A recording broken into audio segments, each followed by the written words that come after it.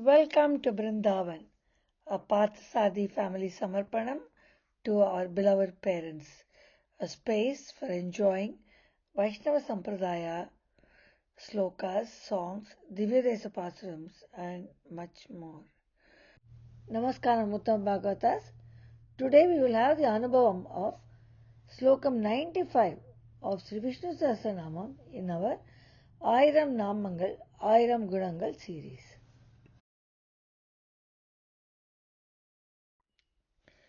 रामानुजदयापात्रं ज्ञानवैराग्यभूषणं श्रीमद्वेङ्कटनाथार्यं वन्दे वेदान्तदेशिकं श्रीशैलेशदयापात्रं दीपत्यादिगुणात्मकं यतीन्द्रप्रवणं वन्दे रम्यजामातरं मुनिम् अनन्तहुतभुग्भोक्ता सुखदोनैकदोऽग्रजः अनिर्विण्णः सदामर्षीलोकाधिष्ठानमद्भुतः Ananta Hutabhuk Bhokta is the first nama. He has two Hutabhuks with him. Who are they? They are the great Brahma and Indra.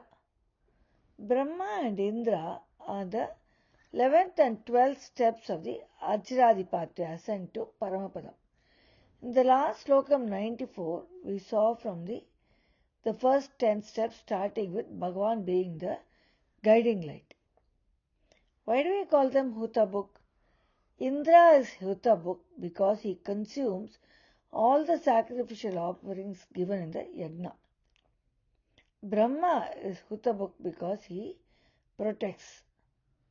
Ananta Hutabuk Bhokta is Bhagavan because both of the Hutabuks are with him. So is Ananta Hutabuk Bhoktaya Namaha is a Nama.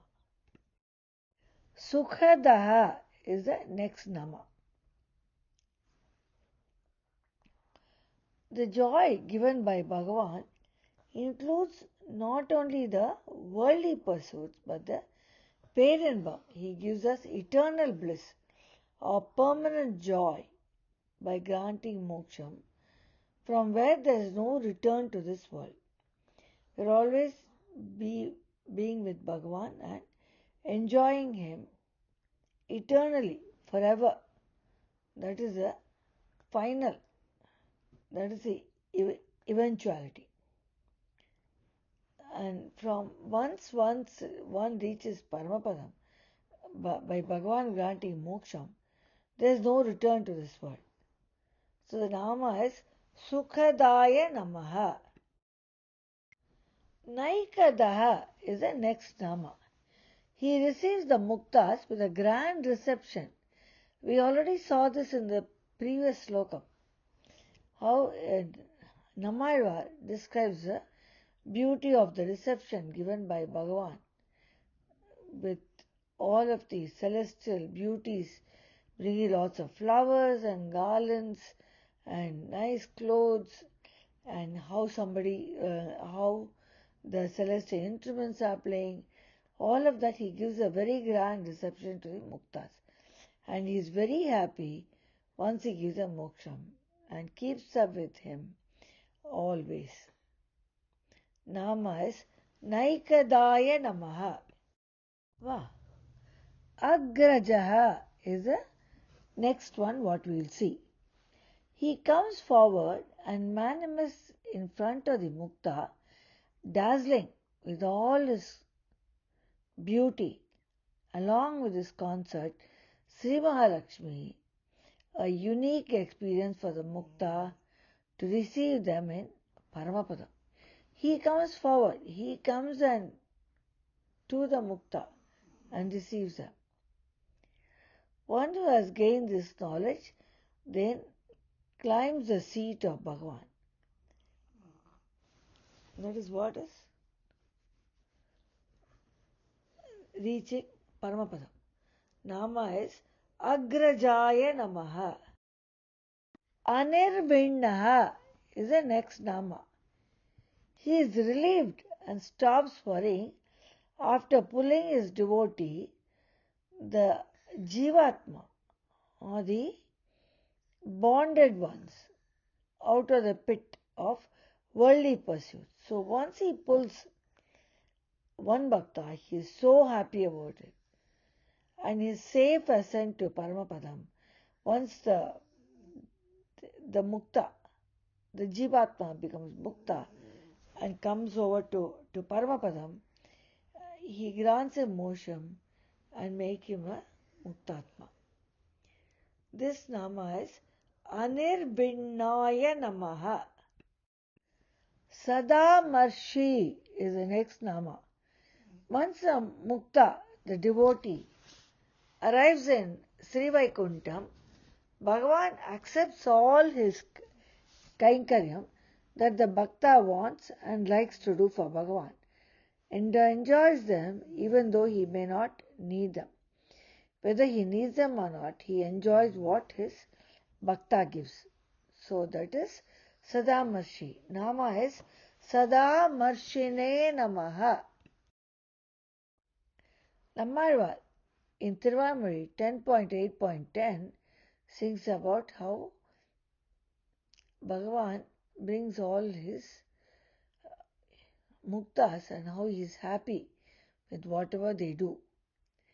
உற்றேன் உகந்து பணி செய்து உன் பாதம் பெற்றேன் ஈதே இன்னம் வேண்டுவது எந்தாய் கற்றார் மறைவாணர்கள் வாழ் திருப்பேரற்கு அற்றார் அடியார் தமக்கு அல்லல் நில்லாவே. Lokadishtanam is the next nama. He supports the Nitya Vibhuti where the muktas reside, or Paramapadam. It is said so in Chandogya Upanishad. Nama is Loka Adishtanaya Namaha. Nammalvar in Tiruvamuri 3.9.9 sings about this aspect of Bhagavan.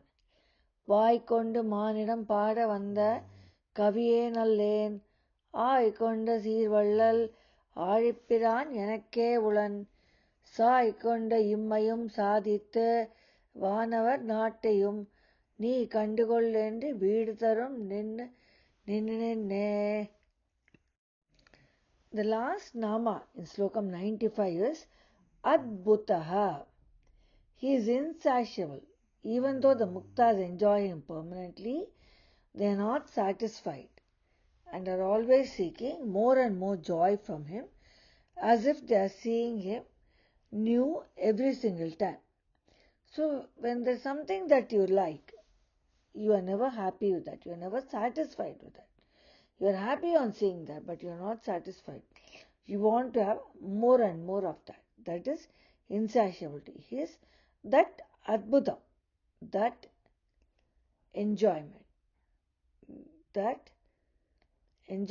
which everybody seeks again and again, as if we are having it for the first time.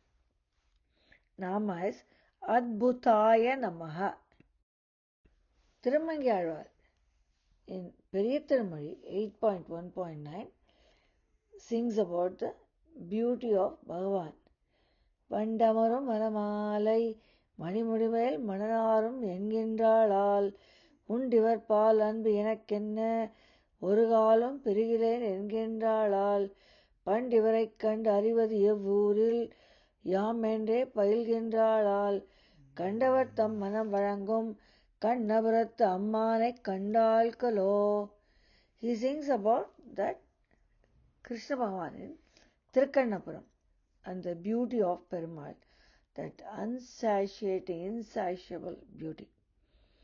We want to have it more and more, again and again. To summarize Slokam 95, he has the great Brahma and Indra with him. They are the 11th and 12th steps in the Archiradi pathway. Indra is Hutabuk as he consumes the sacrificial offerings in the Yajna. Brahma is Hutabuk because he protects the subjects. He gives joy that includes not only worldly pursuits but also the Perenbam or eternal bliss, everlasting joy, by granting moksha from where there is no return to this world. He receives the muktas with a grand reception, as we saw in the previous sloka, as said by Namalvar, as described and sung by Namalvar. He gives them with countless flowers, garlands, nice clothes, and beautiful dancing damsels. He comes forward and manifests in front of the mukta, dazzling with his consort Sri Mahalakshmi, a unique experience for the mukta. He comes there to receive them in Paramapadam. Those who have gained this knowledge then climb the seat of Bhagavan. He is relieved when he stops worrying after pulling his devotee, the Jivatma, out of the pit of worldly pursuits, and his safe ascent to Paramapadam, granting him moksha and making him a mukta. So he makes a Jivatma a mukta, and that gives him. He stops worrying about them. Once a mukta arrives in Sri Vaikuntha, Bhagavan accepts all his kainkarya that the bhakta wants to do, whether he likes it or not, or whether he needs it or not. No, he always enjoys what his bhakta does, but whether he needs it or not, he keeps enjoying them. He supports a Nitya Vibhuti where the muktas reside, as said in Chandogya Upanishad. His joy is insatiable. Even though the mukta enjoys him permanently, they keep seeking more and more, not being satisfied with what they have enjoyed of him. This is unsatiable. Arada Amud. You can never be satisfied. They always feel as if they are seeing him for the first time, even though they have seen him and been doing kainkaryam to him. This brings us to the end of Slokam 95. See you all in 96.